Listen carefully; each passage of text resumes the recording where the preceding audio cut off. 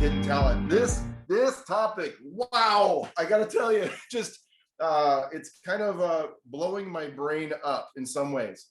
And so I want to start with kind of the way that some of you, and if you don't work in this particular world or domain, I'm going to introduce you to something that is so cool and exciting, and it's called talent management. Super exciting.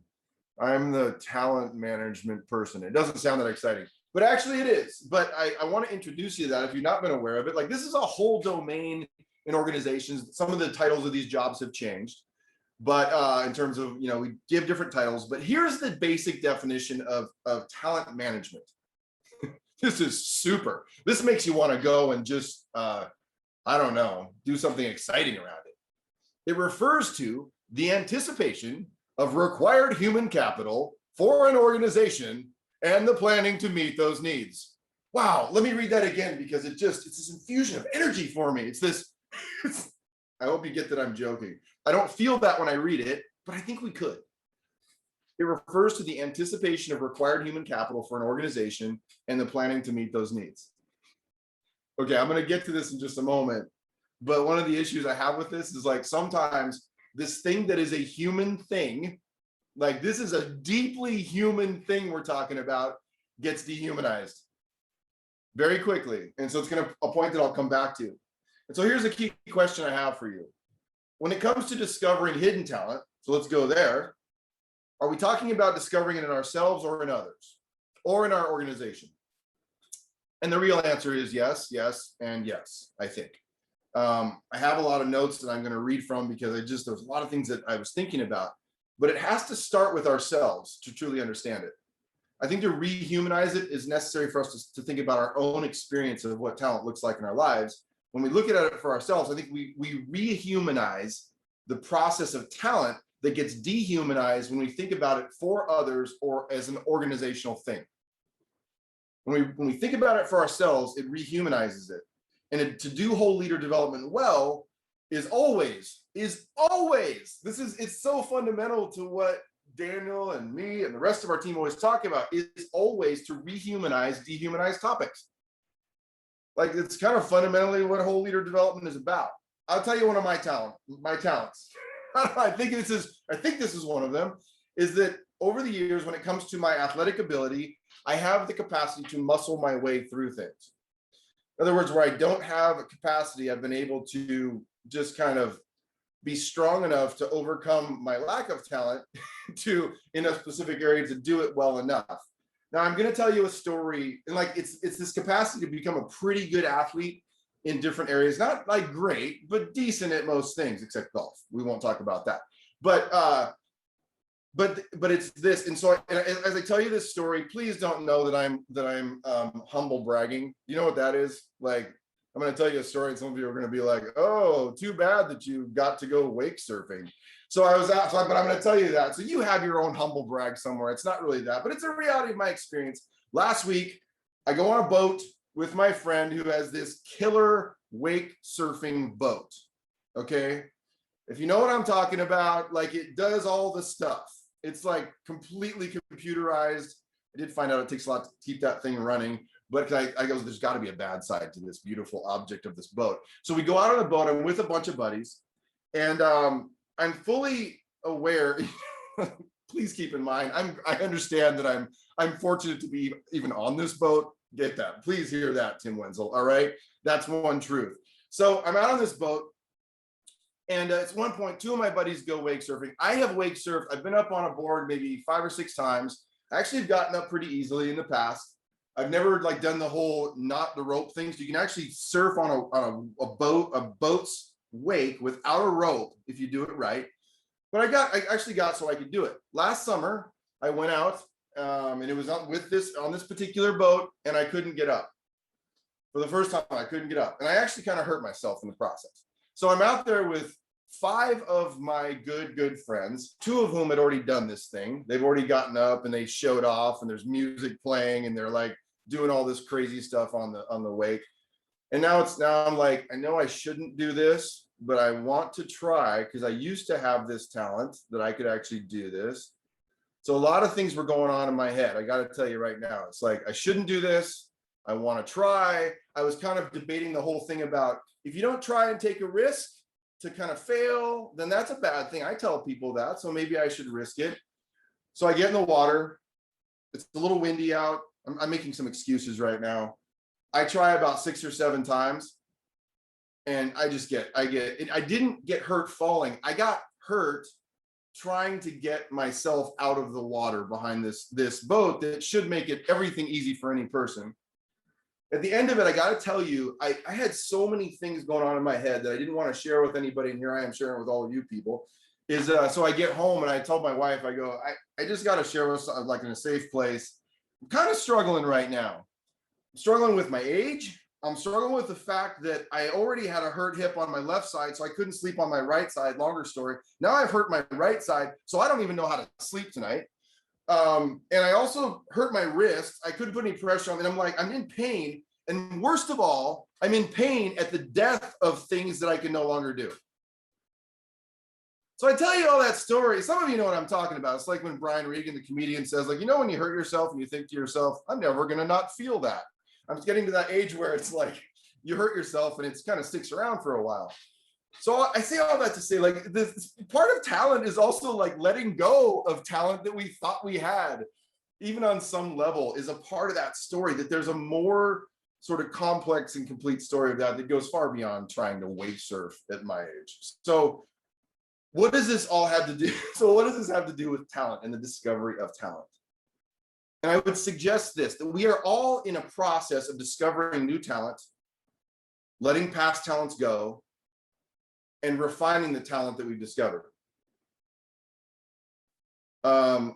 We also are in a process of understanding. This is where the talent management definition makes sense, of in discovering how our talent fits into the larger system that's around us. So it's one thing to know what you're good at. It's another thing to understand how what you do well might fit into the team, the organization. That's what talent management people are responsible for identifying. And I don't know why I think about this. When I think about talent, I always think of Adele. Y'all know Adele, the singer. I don't know why she always comes to mind, because she's got this crazy gift where she seems like she's been around for 60 years, but she's so young. And I always think to myself, I know, because I've been around musicians, there are a lot of people who can sing as well as Adele. Some of you are like, no, they're not. I'm like, yeah, there are. There's a whole combination of things that have gone into this moment that Adele got to be Adele, the Adele we know, that includes way more than her voice. Do you hear me? There is a whole perspective on that talent we experience when this person, I've seen her live, and it's just this effortless person. I was the person out, by the way, waiting for her limo, trying to just, Adele, it's me, I'm Rob, you have no idea, but hi. But you think about the number of things that go into that. So here's some of the things that you imagine. One is a place to try and be seen by someone who could put it all together. Number 2, encouraging voices. Number 3, enough guts to take a risk to try to actually sing the first time or the next time or the next time. Number 4, a desire to find and use and publicize that talent. Because that's interesting too, right? Some people are like, I don't want that. I'd like to sing, but I don't want to do it in public. A place to display and try out the talent. Hard work to refine the talent. A story to tell through the talent. That capacity to create meaning and purpose out of the talent. And maybe another thing would be someone who sees the connection between the talent and what's needed in the world. Like, lots of things to think about. So of course the question is, what is talent? I've been using the word talent. What is it we're talking about? Here's what it is. A natural ability or aptitude. Some definitions say an innate ability or aptitude. So talent is something that is in you. It is a part of you. It is typically, truly, in its purest form, defined as something that you are actually designed to be good at. Now, here's the other thing, though. It's something that's in you and usually must be developed to see just how big it could become. Do you hear me? It's something that is in you, but it takes some discovery to see how big it might become. Because many of us have discovered a talent that actually there's a blockage to maybe how big it can become. And I think there's a real conversation in that. We cannot all be good at everything. I think it's just interesting to think, like, I discovered this through a lot of sports. I told you, like, when it comes to athletics, in a general sense, I'm pretty good at being decent. I have not been able to be like the best or to be at the top 10% in any sport, or even that was so overstated. I've not been able to top probably 50% in most everything else, except maybe tennis is the one thing that I kind of excel a little further at. It includes both that gifting and also the motivation. It made me think of, some of you are familiar with Ken Blanchard's work in situational leadership, that there's a combination in situational leadership from a management perspective of discovering people's not only their ability, but their willingness. So it's like this motivation to try to figure out and develop something, but it also comes down to some raw ability. So it includes, at the very least, a basic natural aptitude and something that's motivating to us to find, or at least to develop further when we find it. And it has a purpose and reason to be deployed that connects something inside of us with the need outside of us. And it probably involves, inspires, and helps others. I'm not giving you a lot of lists, but I think the main point is this. It's something that it's an innate ability that takes a process of discovery and also motivation that's a part of that whole picture. It's so interesting because in most cases, we hire basic talent. Let me go organizational for a second. Now we hire basic talent now with the potential that we can grow it into what we will need tomorrow. That's where talent management gets really interesting in an organizational sense. And it's really complicated to do this. It is a whole story. We have to bring a more whole perspective to hiring, even to the hiring package, to get intentional about seeing it when it comes. This is a huge reason that the WiLD toolkit, and some of you are familiar with that process, has been so powerful for organizations, is that they have committed to using it for the long haul. And it's not only an intentional leader development system, but it's actually a talent discovery system. Because talent is not just what you are good at. It's also what you are motivated to become better at. It also includes the purpose to which you're called. It also includes an organizational context within which to try it out. It also includes the extent to which you feel like you're in a place where you want to take the risk to figure it out. It also includes real voices of people who will say to you, you are not good at that. I don't know if it's whether you'll ever be or not, but right now you're not. Or it doesn't fit with where we're going. So maybe that talent might fit somewhere else, but right now it doesn't fit here. You know what I mean? So it includes some honest conversations as well. The problem with talent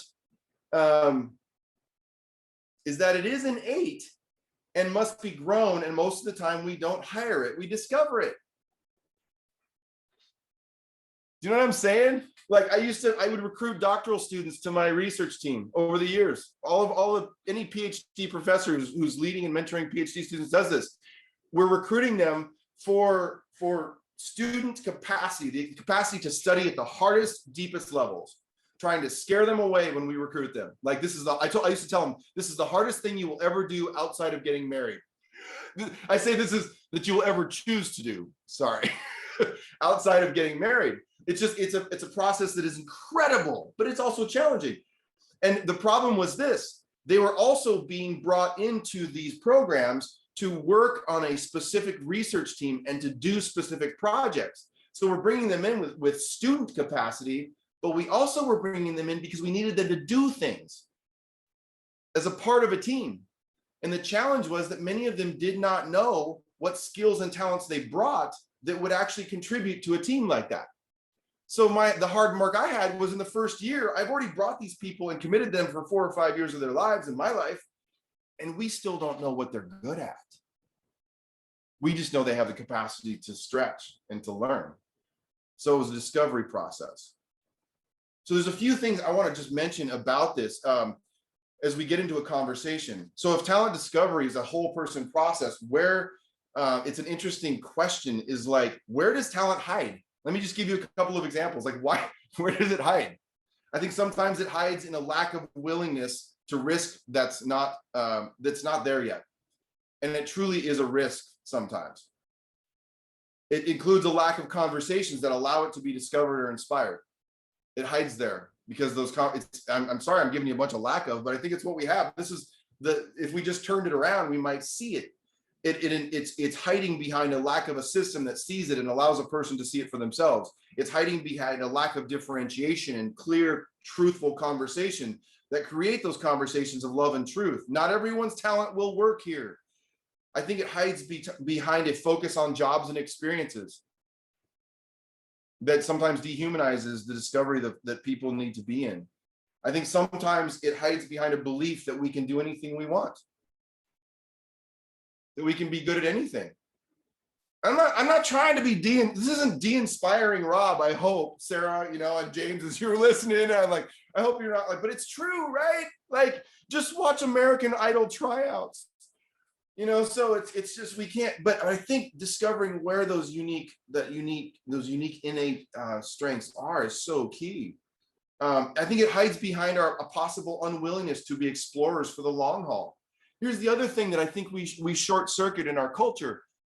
Talent discovery is a lifetime. It's taken me 25 years of my adult career to discover talents I've discovered in the last 2 years.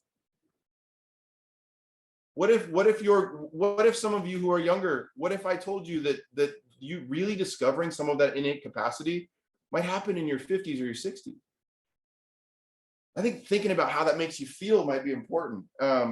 So it's all these things that hide. So I have a few questions. There's so many things I want to say. Like, it's I think, where is it hiding? It's hiding inside of people. It's hiding behind overstatements that you can do. I already said that, be whatever you want. I think it's hiding behind jobs. It might be hiding, but I think as we begin to think about talent as this identification of aptitude, at least a starting thing, and then a discovery of how high that aptitude could go and where it will serve is so critical. And also this reality that sometimes we might be called to something, called to serve people in a way that is not that natural innate ability for us. I think focusing on what we want and what inspires us, what we're good at, sometimes is an incomplete picture of what it means. So I want to ask you a few questions to just throw it out there, okay?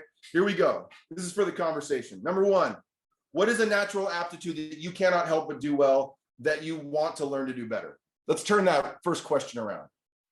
Claire, I'll throw this in the chat so you won't even have to keep up. What is a natural aptitude that you cannot help but do well that you want to learn to do better? Number two, who has affirmed that aptitude in you? Or, by the way, said, maybe not. We need those voices too. Number three, in what ways does you doing that thing inspire and help others around you or in your organization? Number four, what might you need to let go? This is a hard one. This one punches me in the gut. What might you need to let go to discover the way that the way toward your next level talent? Like, what is it that you might need to let go? Like, Rob, stop wake surfing because I have something else for you. It's like, I don't know. That's my horrible example, but that's what I mean by that. And it could be the job, your ego, security, your will, your entitlement, your jealousy, your risk aversion, your risk seeking, your impatience. I don't know. What is it you might need to let go? Number five is this. What would change if you took more a whole perspective on talent discovery in others? If you began to see them as a whole person, where their talent is a part of a longer narrative and conversation. As we go into this conversation, I would just suggest one thing. This is to me also. Try not to explore, don't prescribe. And you'll know by whether or not your conversation is defined by questions you are asking yourself as opposed to prescriptions you're giving to others. And that is convicting to me today. So let's go. Dr. Howell.